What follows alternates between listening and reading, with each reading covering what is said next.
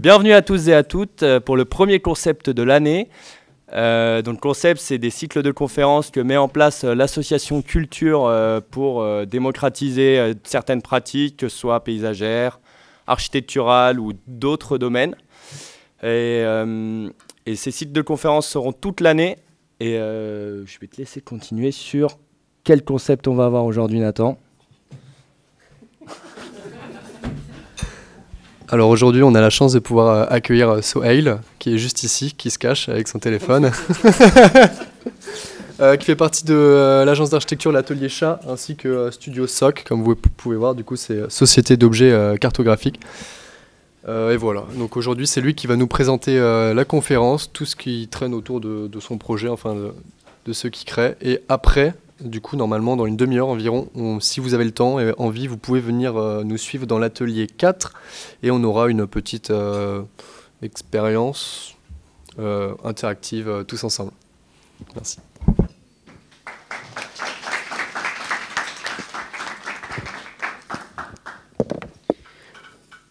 Merci pour cette super introduction très haut niveau. Du coup, je suis un peu intimidé. Est-ce que vous avez tous un papier et un stylo avec vous? En fait, c'est un examen de maths. On ne vous avait pas dit.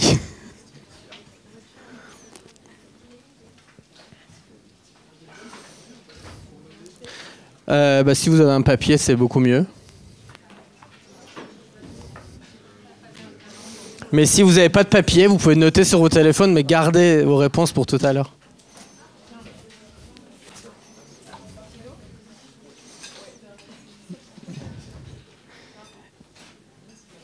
C'est bon. Il est 13h45. L'exercice est incroyablement compliqué de tenir une présentation en 30 minutes. Surtout qu'on va aussi faire des exercices en même temps que je parle. Je vais juste vous demander de vous lever. Faire un très léger tour sur vous-même.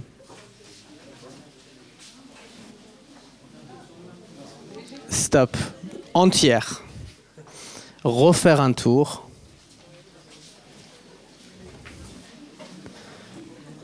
Et refaire un troisième tour. Levez une main. Baissez votre main. Levez une main. Baissez une main. Croisez vos mains.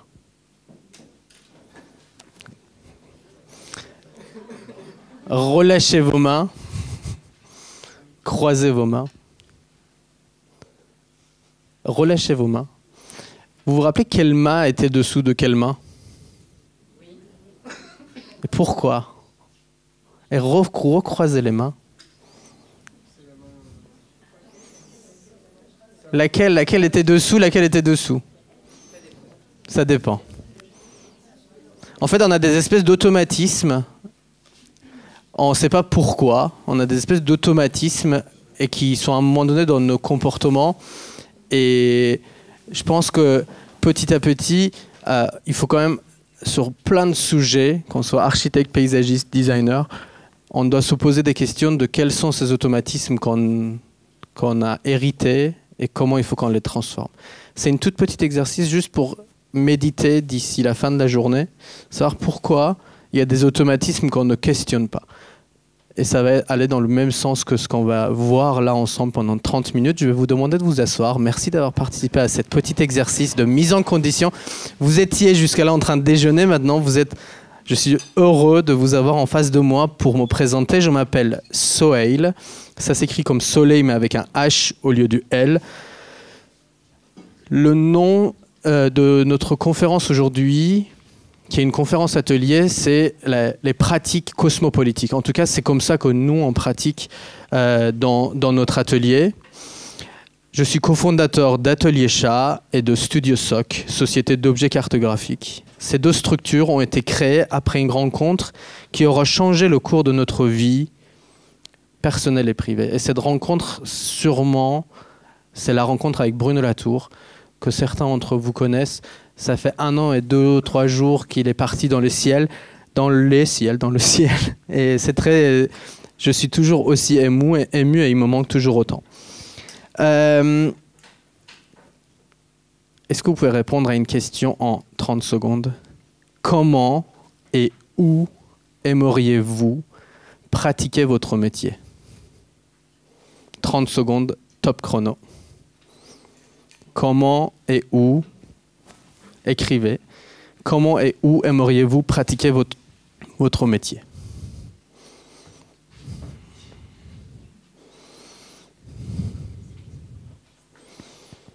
C'est très confortable de commencer une conférence en posant des questions.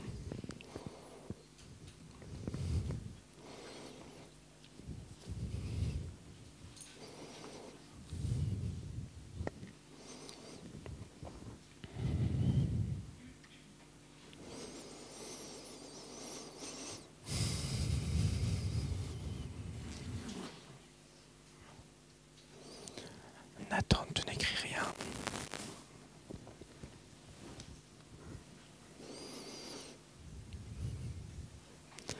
Top, ça y est. Vous allez pouvoir travailler ces réponses tout le long de l'après-midi, mais ça, on va vraiment les développer tout à l'heure et on en a besoin. On a vraiment besoin de vos réponses. En 2014-2015, après de longues années de travail dans des agences de paysage comme Baseland, que vous devez connaître, ils sont aussi installés à Bordeaux, ou Lacaton Vassal, ou Nomade Architecte encore, avec Alexandra, qui est mon associée, on a eu un très grand doute. Notre pratique, bien qu'il soit à jour, il était très loin de nos inquiétudes. Un peu comme aujourd'hui, on est le 12 octobre, il fait hyper chaud, je regrette de ne pas avoir mis de short. Et c'est inquiétant. Et nous, dans les agences de paysage et d'architecture où on travaillait, sur 100% des projets publics, de parcs, de quartiers, d'immeubles sociaux, on se disait qu'il y avait quelque chose qui n'allait pas et que l'environnement ou l'environnemental ou l'ingénierie environnementale était toujours une option. Et que s'il y avait une crise économique dans le projet de paysage comme projet d'architecture, l'environnemental sautait en premier. Et qu'on allait à l'essentiel. Et on nommait l'essentiel. Alors qu'est-ce que l'essentiel? On était très insatisfaits, très dans un état d'inquiétude, de doute, de préoccupation. Alors on a décidé de faire un tour de France, d'aller voir dans d'autres pratiques. On a pas mal fréquenté les écoles d'art, parce qu'à l'époque on se disait, ok, les artistes, ce qui est super, c'est qu'ils peuvent faire des choses sans avoir une étiquette. De dire, voilà, moi je suis architecte, je fais ceci, alors tu es architecte d'extérieur ou d'intérieur. Je suis paysagiste, alors oui, tu fais du jardinage ou bien tu dessines des grands quartiers. Et c'était une année aussi particulière pour nous parce on avait répondu complètement outsider à un projet un concours international qui était organisé en Iran, 30 ans après la Révolution, 30 ans après une fermeture complète d'un pays. Et on ne sait pas pourquoi on était sélectionné pour faire ce concours. On avait monté une équipe avec très peu d'architectes, mais avec des écrivains, des anthropologues, des vidéastes. Et on commençait à se dire, bon, on ne va pas travailler qu'avec des architectes ou des paysagistes, on va ouvrir un peu le champ pour se laisser inspirer par d'autres choses, d'autres données. Et on relisait Bruno Latour, et c'était bien parce que cette année-là, au mois de mai, il organisait un festival à Nanterre de Paris qui s'appelait Make It Work. C'était une simulation de la COP qui allait avoir lieu à Paris, la COP que beaucoup de pays n'ont pas respectée. Et on allait le rencontrer en lui disant on a des doutes. Et Alexandra a rejoint le programme SPIP, qui est un postmaster à Sciences Po, Sciences, Arts et Politique. Et très rapidement, il nous a dit venez, on va travailler ensemble. Parce qu'il prenait sa retraite, puis on commençait à pas mal échanger, discuter. Il a dit est-ce que vous voulez qu'on travaille ensemble? Donc très rapidement, on a commencé à travailler ensemble. Et c'est cette rencontre qui aura à jamais changé le cours de notre vie. Beaucoup de gens, beaucoup de proches, d'amis, de confrères ou consoeurs nous reprochent de faire trop de choses, trop variées, et ne pas avoir de spécialité.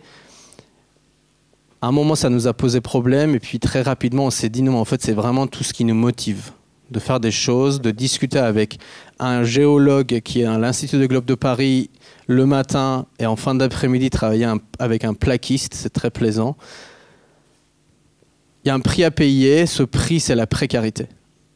Moi j'aime ce mot précarité, mon comptable l'aime un peu moins, mais il y a un côté fragile, éphémère, parce que vous, cette précarité, vous le sentez beaucoup plus profondément que peut-être ma génération vous comprend un peu plus, et les générations avant vous comprennent encore beaucoup moins. Parce que eux, ils ont grandi dans une période où Lionel Jospin laissait les caisses de l'État débordantes. Une époque où l'économie était plus importante que l'écologie, et ils sont un peu restés dans cette espèce d'automatisme. Et la plupart des gens qui nous précèdent, qui ont le pouvoir aujourd'hui entre leurs mains, en 2050, ils auront disparu. Sauf que nous, en 2050, vous allez être parents et moi, je vais être grand-parent. Et quand on me dit qu'en 2050, il y a tant d'insectes en moins, ou tant d'oiseaux en moins, ou tant de vivants en moins, moi, ça m'inquiète beaucoup. Et vous, ça vous inquiète encore davantage, j'imagine, non? C'est flippant.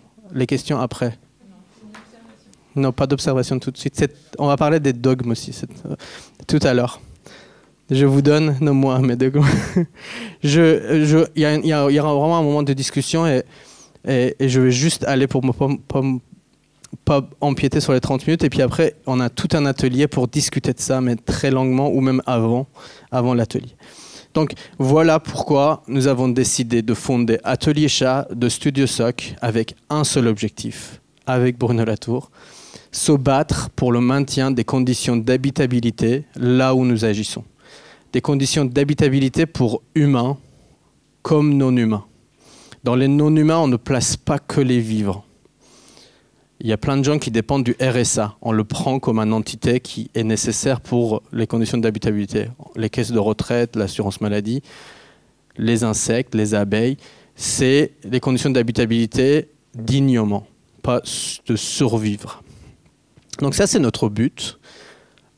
Et on essaye de concentrer notre travail autour de ça. Il y a une phrase de Bruno Latour que j'aime beaucoup, qui peut beaucoup parler aux paysagistes et aux architectes et aux designers. Je vais le relire et vous allez vous reconnaître. La politique n'est pas une science, ne pourra jamais l'être. Quelque nom qu'on lui donne et quelque science que l'on se voue, c'est un art. Ou plutôt des arts, ce qu'on appelle justement les arts politiques, les arts par lesquels on cherche à composer progressivement le monde commun. Le monde commun est à composer, tout est là.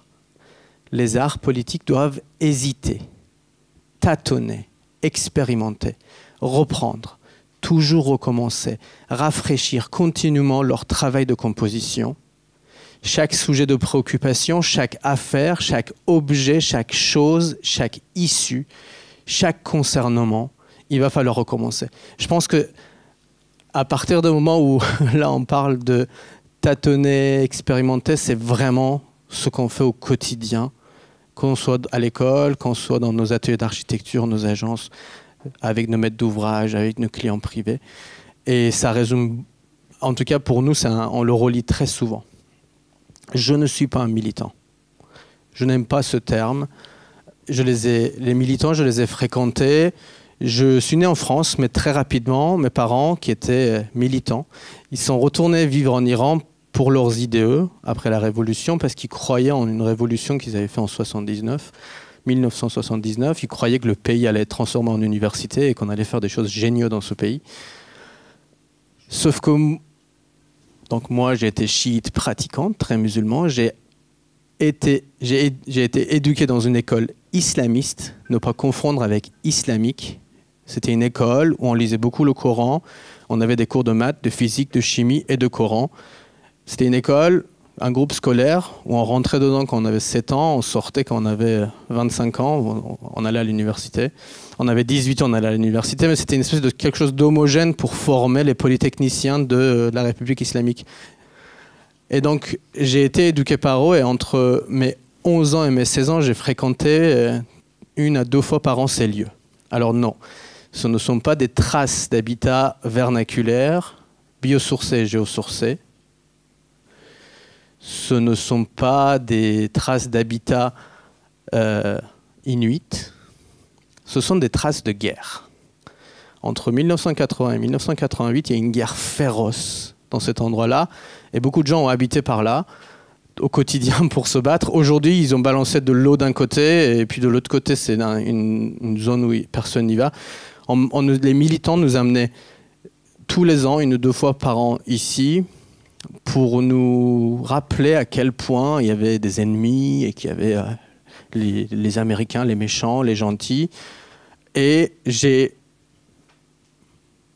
là où je pense que j'ai appris profondément à ne pas être militant.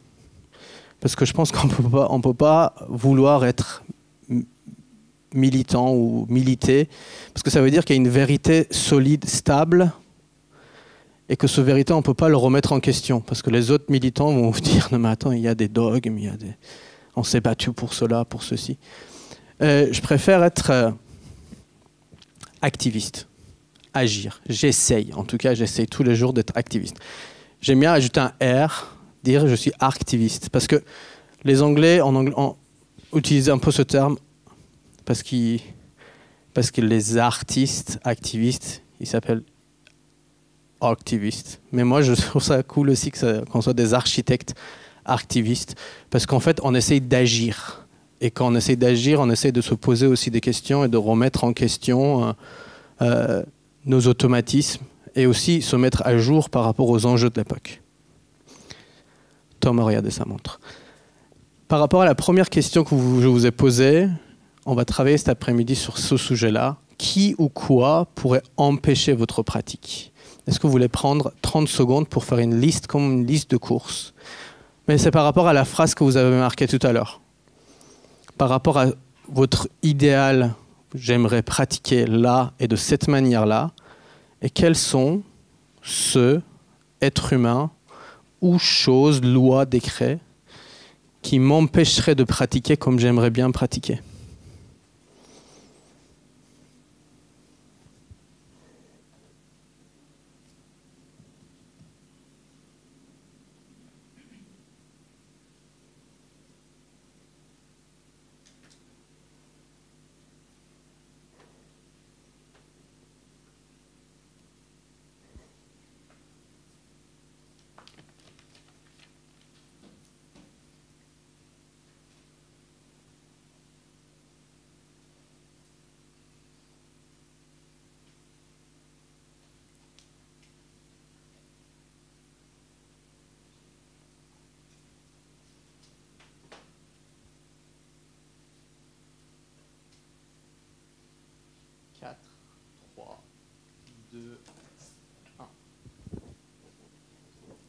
Revenons à mes pratiques, nos pratiques. Atelier Chat, Studio Soc. Atelier Chat est une structure traditionnelle, c'est un SAS. Il a un compte en banque, un cabis, un expert comptable.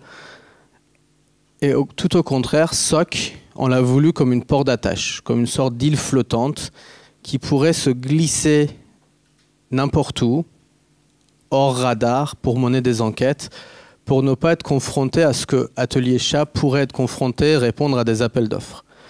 À un moment, on a décidé, justement, quand on les a fondés, on a décidé que toutes les factures qui passaient par Atelier Chat, je vais aussi vous parler de ça parce qu'à un moment donné, vous êtes dans 2, 3 ans, 1 an, vous allez être praticien et vous allez vouloir payer votre propre recherche. Donc nous, on pensait que la recherche était nécessaire et qu'il fallait le payer, cette recherche qui nous permettait de trouver des solutions à nos doutes. Donc on s'est dit, à chaque facture d'Atelier Chat, il y a 2 à 5% qui vont aller dans une enveloppe avec lesquelles on va pouvoir financer nos propres recherches, ce qui nous a permis notamment de suivre Bruno Latour ou bien suivre les scientifiques qui sont spécialisés pour l'observation de la zone critique. C'est des scientifiques qui travaillent sur les sciences de la Terre. C'est des géologues, des physiciens, des hydrologues. Donc, nous a permis, c'était une autre manière de s'autofinancer la recherche. Et le fait que SOC n'ait pas de statut, ni une association, on ne l'appelle même pas collectif, mais c'est une porte d'attache à géométrie variable. On collabore très souvent avec Axel Grégoire, par exemple, qui a sa structure qui s'appelle Omanofre. Et Atelier Chat tient un peu la partie économique des projets aussi. cette image nous est très chère parce que les projets, on les envisage un peu de cette manière-là. Vous connaissez ce jeu ou pas? Ça s'appelle le jeu des ficelles, String Figure. C'est des contos qui racontent des histoires et ça part d'un fil qui font un nœud. Puis après, ils se le passent de main en main et ils font des figures. Ils font des figures sans cesse. Et à chaque fois qu'ils se passent, ça devient de plus en plus complexe. Et pourquoi cette image nous intéresse, nous inspire? Parce que je considère que les projets doivent se faire de cette manière-là. C'est-à-dire être très inclusif avec les maîtres d'ouvrage, avec les habitants, avec les participants, avec les parties prenantes, avec des êtres qui n'ont pas de voix pour se présenter. Il n'y a personne, ici on peut dire qu'il y a des associations qui défendent le sol, où les arbres n'ont pas de parole à part quelqu'un qui pourrait dire ce que les arbres pensent. Donc aujourd'hui notre enjeu c'est comment faire parler dans un projet un hirondelle qui habite là ou un martinet qui va venir très souvent là. Je culpabilise, vous voulez poser votre question? Une observation? C'est par rapport à l'inquiétude que je sentais et la différence de point de vue avec les générations précédentes. Et ça se manifeste, vous disiez, il n'y aura peut-être plus les insectes et tout, mais j'ai lu un article il y a 3 jours qui disait qu'aujourd'hui, 35% des femmes françaises en âge d'avoir des enfants, donc de 30 ans environ, ne souhaitent pas en avoir. N'envisagent pas en avoir. Moi, quand j'ai commencé à être en âge d'avoir des enfants, il y avait moins de 10% des femmes françaises. Voilà. Donc, en fait, notre inquiétude nous conditionne peut-être beaucoup plus à agir que n'importe quel réflexe ou n'importe quelle principe. Bah ça, c'était même un ajout, du coup, c'était même pas une observation. Je suis à 200% d'accord avec vous. Quand, pendant très longtemps, ma première préoccupation, c'était d'avoir un enfant. Je voulais avoir un enfant et je me disais, merde, je pourrais pas, enfin, qu'est-ce que je vais lui laisser? Mon père, un jour, il m'a dit, attends, Sohail, quand on t'a eu, il y avait la guerre. Donc, ça a un peu motivé, mais je suis tout à fait d'accord avec vous qu'il faut, en fait, ce qu'on peut nous appeler, ça nous fait augmenter notre puissance d'agir. Et c'est pourquoi je me sens plutôt activiste pour agir sur ces sujets très terre à terre et très quotidiens que d'être militant et aller crier ou sur Twitter ou X, pardon, être indigné. Donc oui, je partage à 200% cet avis. Je vais vous présenter quelques-uns de nos projets. Il me reste très peu de temps, même si vous aviez 15 minutes de retard.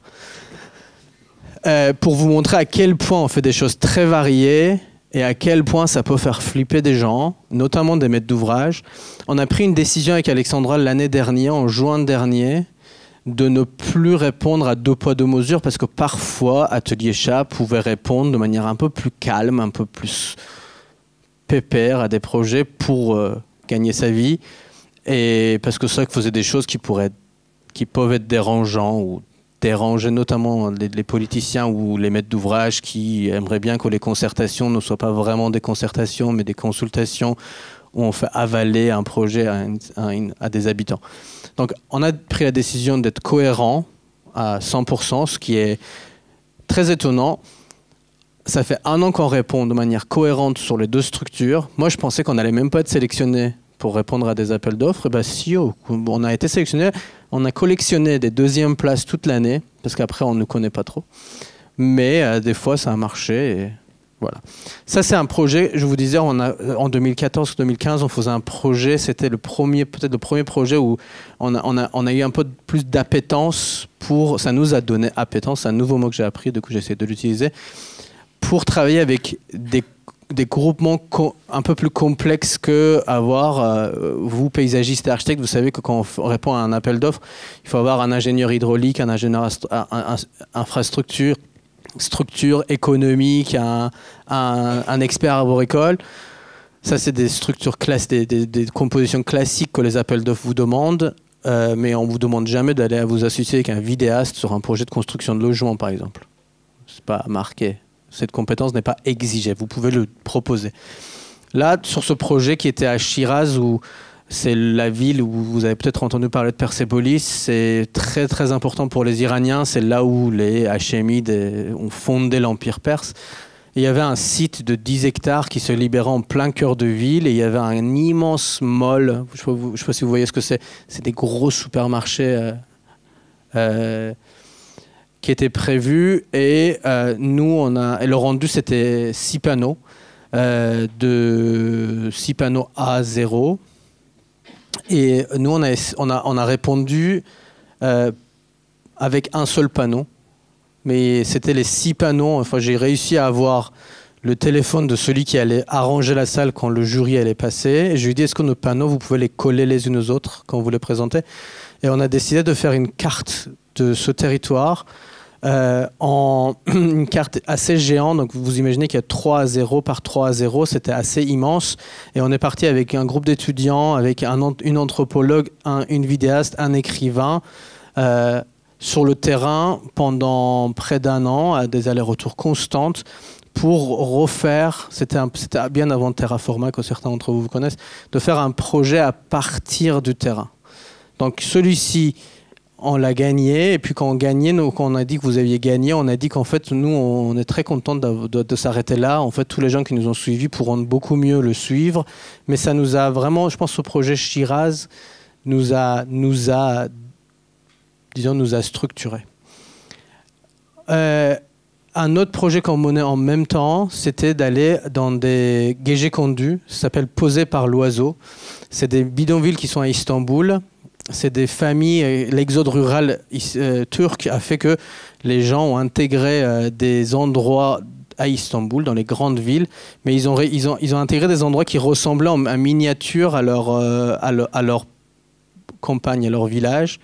Donc on nous demandait de voir un peu comment fonctionnaient ces quartiers-là. Et en fait, on a fait nous, vous allez comprendre, petit à petit, on se base beaucoup sur le terrain. On se base beaucoup sur l'enquête de terrain. Il n'y a pas de projet avant l'enquête de terrain. Il n'y a pas de projet d'architecture avant le projet de paysage. Tout se fait en même temps.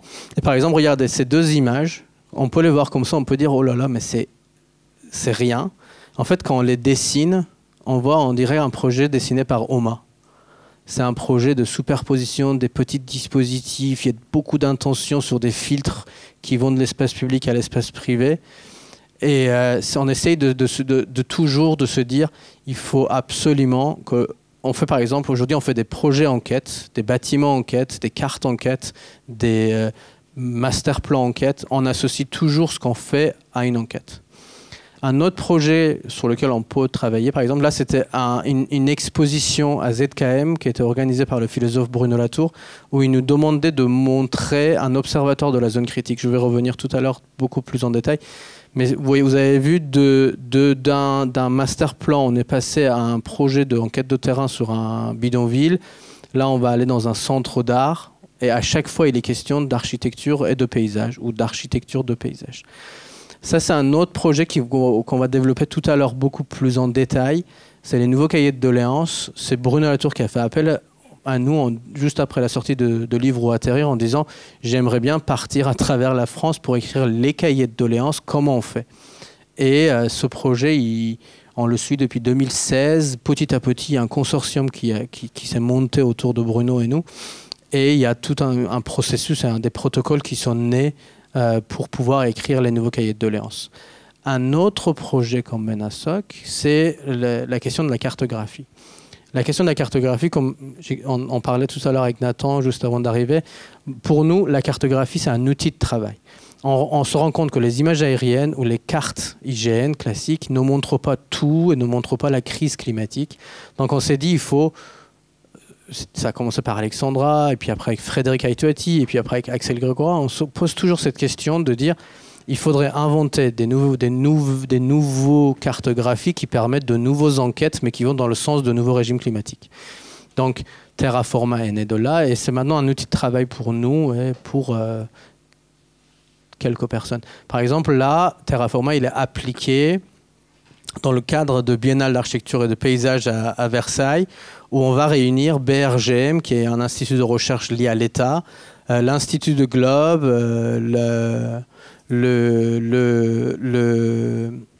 l'Institut de Paris, qui s'occupe du développement urbain de la ville, il y a Lafarge, il y a Saint-Gobain, pardon. Et on va les réunir pour les questionner à propos d'une chose très simple. Quels sont les sous-sols d'Île-de-France? De quoi ils sont composés? Quelles sont les sources et les ressources qui le composent? Et donc on les fait parler et puis on dessine. Et puis ces objets deviennent un objet où chaque personne va apporter sa connaissance de sous-sol. Et on va pouvoir voir un peu, est-ce que nous pouvons maintenir les conditions d'habitabilité ensemble? Est-ce qu'on peut faire un monde commun, un monde composé, où on peut cohabiter? En ce moment, depuis quelques jours, on voit qu'on est très loin, parce que un peu plus loin en Israël et au Palestine, les gens se tapent dessous comme s'il n'y avait pas d'autres crises plus graves climatiques. Et tout ça, c'est lié. Évidemment, la crise israélo-palestinienne est très liée à des questions climatiques. On pourra en parler longuement. On fait aussi des projets d'architecture. Là, c'est pas loin de chez Tom, c'est à Neufsel. Pendant qu'on faisait tous ces projets, on se disait, mais pourquoi on n'applique pas ça à un projet d'architecture? Il y a des clients qui ont fait appel à nous. En parallèle, on menait un projet à Nantes d'une ZAC qu'on voulait construire avec des matériaux locaux, des artisans à proximité du site de projet. C'était l'occasion ici de voir est-ce que c'est possible de répondre à un projet assez atypique, une famille qui voulait faire des maisons pour réunir des gens qui avaient souffert des guerres ou des problèmes, tremblements de terre, etc. Les amener ici et prendre soin d'eux. Et donc ce projet, on allait choisir les arbres sur pied, petit à petit, une série d'artisans qui se sont réunis, et on a réussi à fabriquer quelque chose qui est assez claquant. Moi, j'adore, je le trouve très très belle cette maison. Je ne suis pas du tout objectif. Je sais, c'est comme quand vous me demandez si mon fils est beau ou pas. Mon fils est beaucoup plus beau que ce bâtiment. Mais ça fait très sérieux, mais en même temps c'est fait avec du bois qui a été coupé à 2 km de là. Donc voilà un autre truc qu'on fait. Là c'est un autre projet, on a essayé de faire un deuxième essai du coup. Dans celle-ci on avait un peu de bois collé. Dans celle-ci qui est dans le Vercors, on aura 0 bois collé en plus. C'est-à-dire c'est du bois de Vercors là, je suis allé remercier tous les arbres quand ils étaient encore vivants. Et là ils sont en train d'être coupés depuis hier. Et on aura 0 bois transformé. On n'aura que du bois massif de Vercors. Ça, c'est un projet qui nous tient énormément à cœur. Depuis quelques temps, les artisans font appel à nous pour qu'on leur construise leur maison et leur atelier. Donc ça, c'est à Homs, c'est dans l'Écosse. Et c'est un projet pour lequel tout ce week-end, samedi, dimanche, lundi, on va faire des briques de chanvre et des complexes de dalles, chanvre au puzzolane, sable. C'est des artisans qui vont eux-mêmes construire leurs maisons et leurs ateliers. Une petite spécificité, c'est les parents d'une des artisanes habitent juste en face. Il était médecin de village, il va avoir l'Alzheimer, il est en train de l'avoir.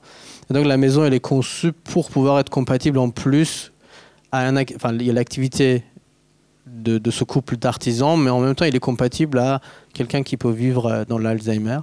Ça, c'est un autre projet, à toute une autre échelle. C'est au bord de l'Erdre, à Nantes, où c'est un quartier sur 3 hectares, où on préconise de planter plus de 2 km de haies et de noues paysagères. Et là, le projet de Neuvecel nous a permis, en fait, vous imaginez un urbaniste de 30 ans qui arrive devant des maîtres d'ouvrage et qui dit « je veux construire en local », les opérateurs, les promoteurs peuvent se moquer de lui. Donc, une fois que Neuvecel sortait de terre, j'avais beaucoup plus de facilité. Ici étaient prévus 350 logements. Aujourd'hui, il va y avoir 70 logements. Et qu'est-ce qui nous a sauvés? Un serpent qui habite là et un oiseau qui s'appelle la Cysticole des Gets, qui fait 12 mm. Qui fait 12 grammes, pardon. Il fait un peu plus grand et comme ça. Et je les ai pris comme alliés pour défendre une dédensification. Là, on était avec des paysagistes Baseland qui étaient hyper aussi très battants, ils aiment bien se battre pour cela. Et donc ce projet, on les a convaincus parce qu'il y a pas mal de production de paille dans les alentours, dans les 100 km autour de Nantes. Et donc il va être fait en grande partie en paille, pas porteuse, mais en structure bois-paille. On allait un peu plus loin avec les Nantais, là où on commence à leur faire peur.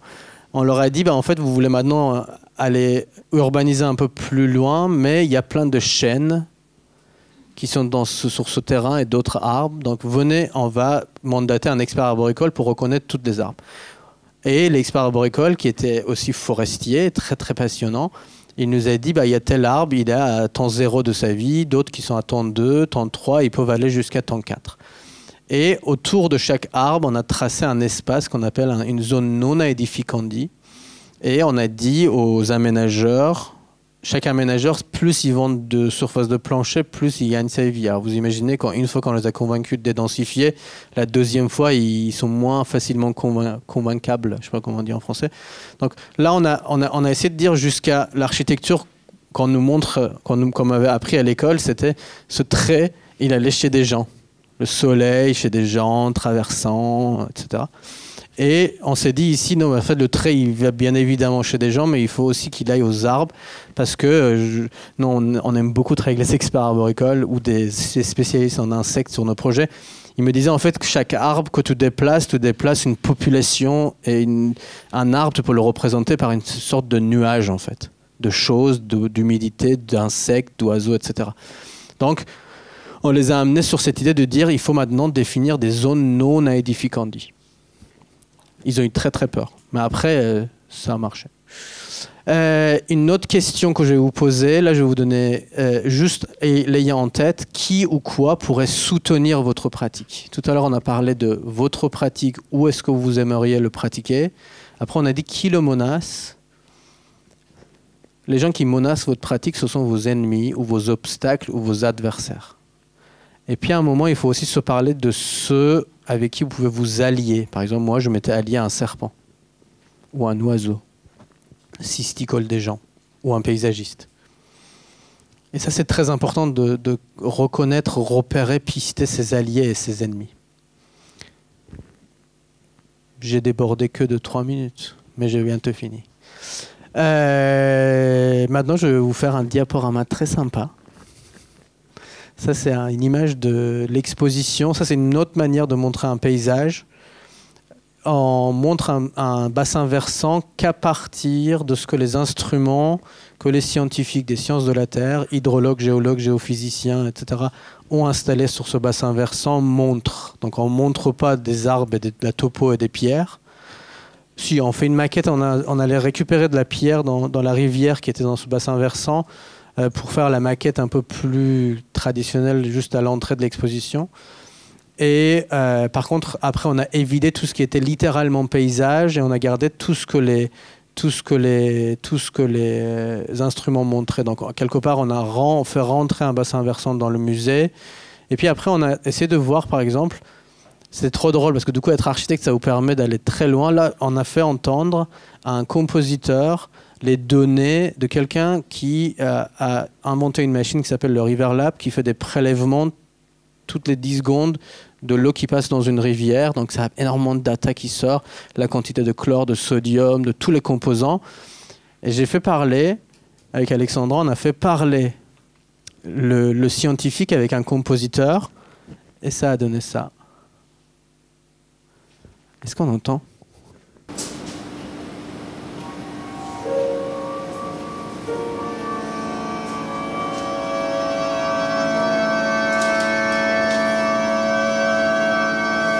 Ça, c'est comme si vous écoutiez une rivière, pas avec une intervention de composition artistique qui dit « Ah, j'ai senti que ça sonnait comme ça ».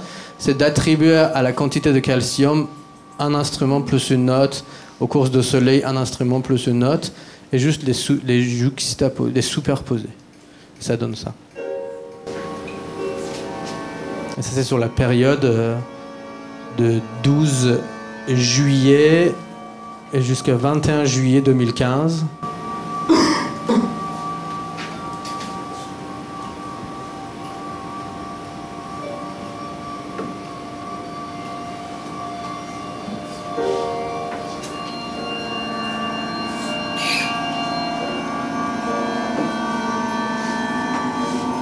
Ça, c'est une chose qu'on fait.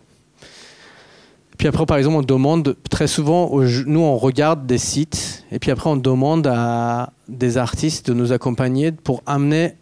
Nous, on peut regarder et remarquer des choses. Mais quand vous demandez à une artiste vidéaste de venir avec vous sur un site, elle va regarder le site avec une autre manière, d'autres lunettes, d'autres sensibilités. Donc là, c'est Sonia Lévy qui est venue avec nous.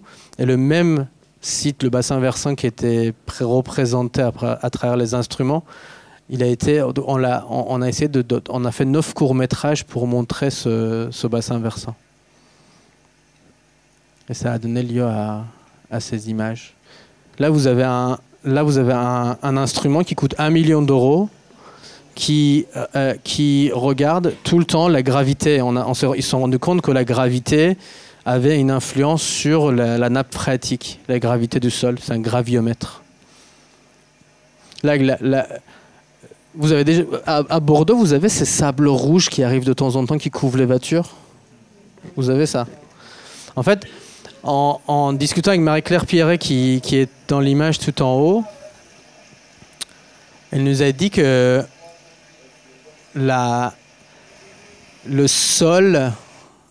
sol en Amazonie, le sol substrat, Tom, ça te parle, toi? Un archi, ça lui parle moins. Sol, c'est un surface au sol. Mais un paysagiste, pour lui, le sol, ça a une épaisseur. Donc, le sol en Amazonie fait 40 mètres de profondeur. Un arbre a besoin de minéraux. Et en fait, la planète Terre est faite d'une manière pour que le vent vienne lever le sable qui est dans le Sahara, le voyager jusqu'à l'Amazonie pour nourrir les arbres en minéraux. Et bien, les scientifiques, en mettant en corrélation toutes les stations météo à travers le monde, ils se sont rendus compte qu'en fait, c'était pas du tout pour nous emmerder et salir notre voiture ou quelque chose de très dangereux. Et que c'était signe il y a des poussières qui sont signes de réchauffement climatique ou de changement climatique. Mais là, je trouve ça hyper... Moi, je vibre encore à chaque fois que je dis cette phrase. Le vent lève le sable de Sahara pour nourrir des arbres amazoniennes. Et le nouveau régime climatique est en train de changer le cours de Gulf Stream. Et les vents, et peut-être que le vent n'ira plus vraiment dans le Sahara, ira ailleurs. Et s'il ne soulève plus le sable de Sahara, les arbres amazoniens n'auront plus à manger. Donc voilà, le nouveau régime climatique qui nous rend qui nous met dans tous nos états. C'est une expo qui a été montée en plein crise de Covid, mais qui a eu lieu quand même. Et comme c'était pas du tout compréhensible, on a décidé de aussi montrer qu'est-ce qu'un observatoire de scientifiques, mais en faisant un dessin animé. Donc on est parti de nos cartes. Là, ça montre là où c'est. Donc on va déplier la surface de sol. On va le tourner. Là, pour ceux qui ont lu Terraforma, ça leur parle. C'est un des modèles de Terraforma qui est engagé ici pour montrer comment est fait le sol d'un site.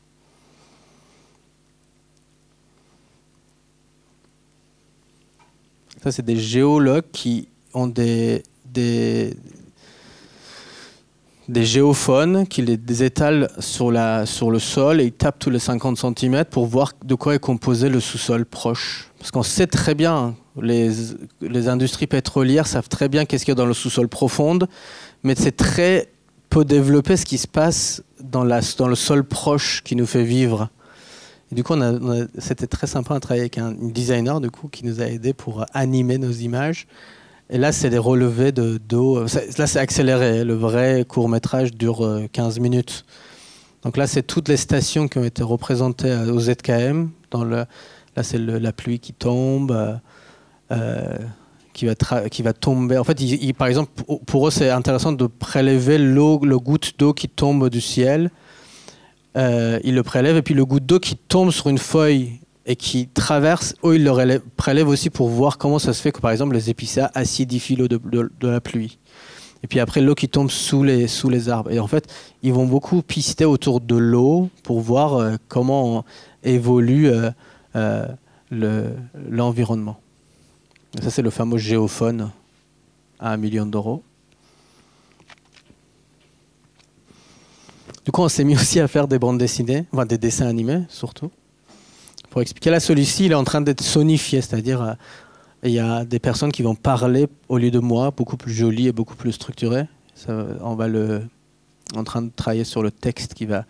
C'est des forages qu'ils font pour voir jusqu'à où il y a la vie. Et aujourd'hui, la vie le plus loin, il est à 116 mètres, je crois. Et après, ils vont aussi prélever, ils font des prélèvements de l'eau qui est vraiment dans les fractures beaucoup plus loin que sous nos pieds. Et ils datent comme on daterait un œuvre d'art. Et par exemple, il y a de l'eau qui est tombée en pluie il y a 700 ans, qui est en train de couler à 110 mètres sous nos pieds.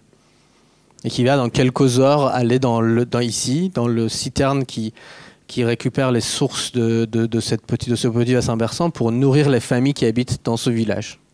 Donc l'eau qui a coulé à 700 ans du ciel est en train d'aller dans le verre d'un habitant.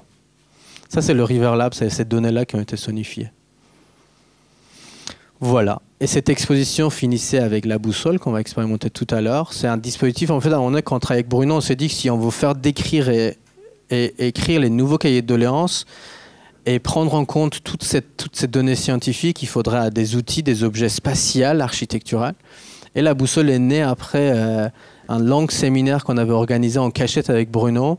C'est un des outils de Terraforma qui s'est transformé, qui est devenu spatial.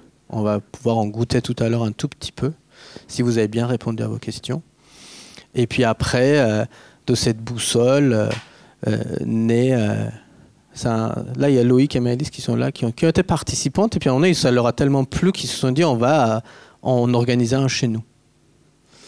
Est né un protocole, un processus. Ce qu'est quoi une doléance? C'est une injustice qui est très bien décrite et des solutions qui sont localisées qui donnent une doléance.